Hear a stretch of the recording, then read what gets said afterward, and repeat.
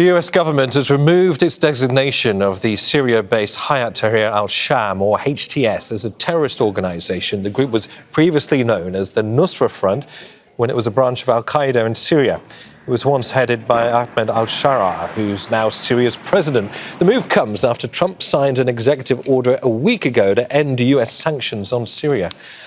Osama bin Javaid joins us from Damascus with more on this. Good to see you, Osama. So Syria came up, as we know, during the Netanyahu-Trump talks in Washington, D.C. What's the reaction been in Syria about the very possibility of improving relations with Israel? Well, the reaction has been muted from officials here. We haven't had an official statement either to what you just read, the transition from Hayat Tahrir al-Sham, the removal of the ban, and the transition of Abu Muhammad al-Julani to Ahmed al-Sharaa that has been now complete. But we're still waiting to hear what they would say about these overtures that are being discussed between the Israeli and the American leadership in Washington. We know that Ahmed al-Sharaa is in the United Arab Emirates. He'd been talking to leaders there. There are multiple reports of various leaders that he's met.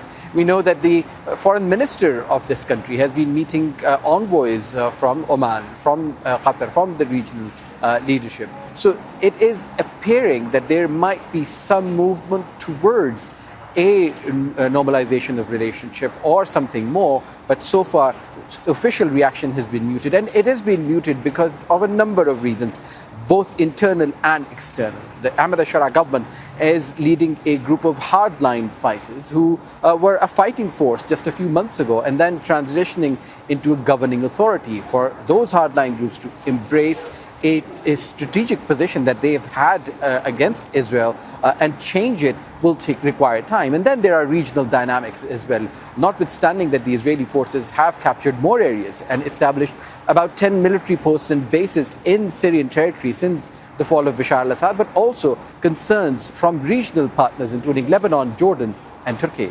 No, but that is the irony, isn't it? You know, while there are attempts by Western powers to normalise relations with this new Syria, the situation on the ground is that the Israeli military is claiming more raids on Syrian territory. What's the latest there?